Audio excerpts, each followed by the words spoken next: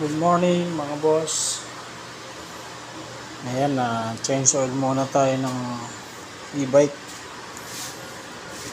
Ito kasing e-bike ay naka-differential motor kaya kailangan siyang i-change oil. Mas maganda nga nito, 3 months, 4 months change oil na. Ayan.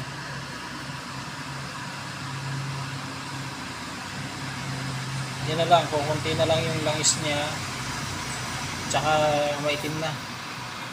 Ayan, malapot na malapot. Kaya yung makina ng motor nahihirapan. Ganyan ang resulta. Hirap humatak kasi medyo malapot na yung ano niya, pinaka oil niya.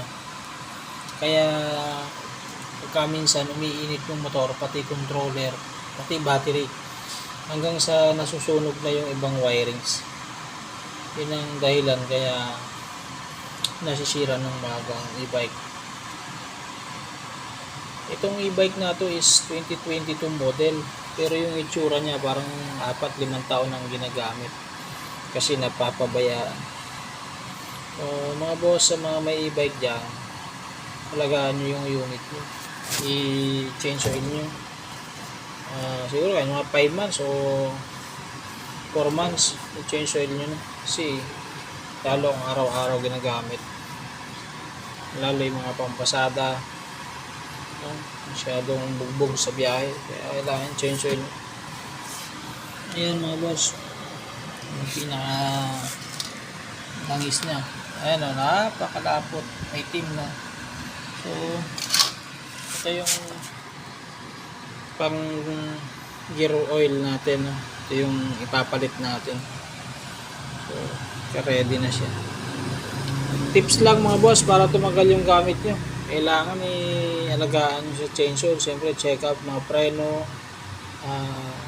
Ito kasi mga herbs 1 na naka-disc brake na to. Nakikita nyo, naka-disc brake na yung mga preno nya, malakas kumapit.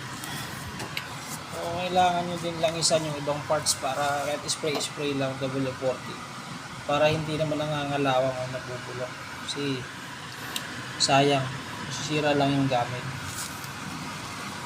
So yun na guys, okay na, ubos na yung ano niya, langis na, wala nang tumutulo. Ibalik na natin itong pinakalak. Tapayin lang natin kasi hindi natin masisilip. So kapa-kapa na lang yan.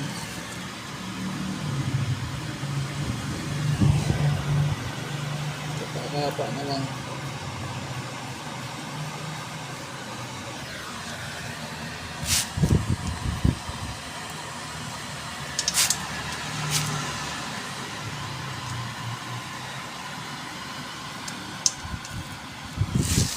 Palitan natin yung sakit natin.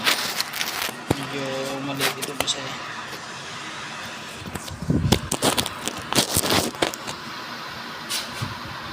Siya na mga boss, magilim pa.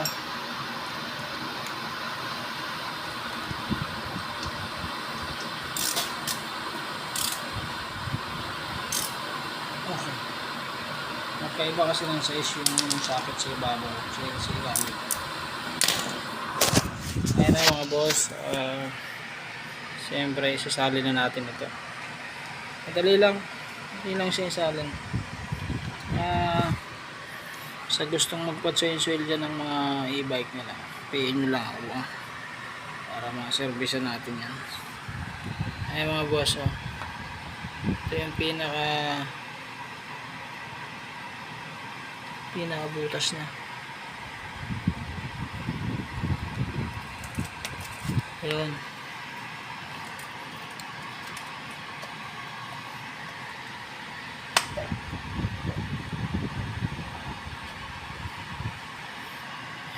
Hintayin lang natin siyang maubos. Maubos.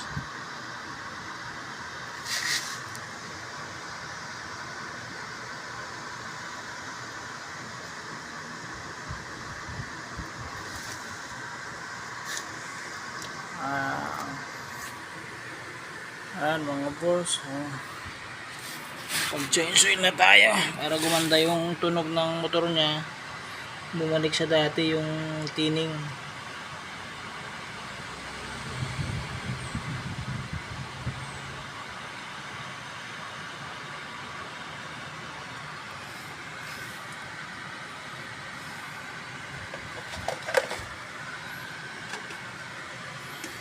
Okay.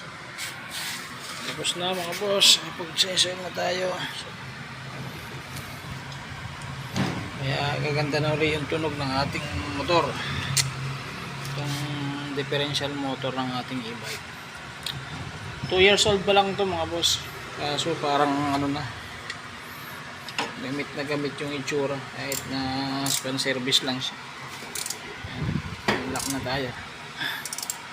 Okay. Ayun na mga boss, thank you. Sana nagkaroon kayo ng idea sa mga motor nyo, motor ng e-bike.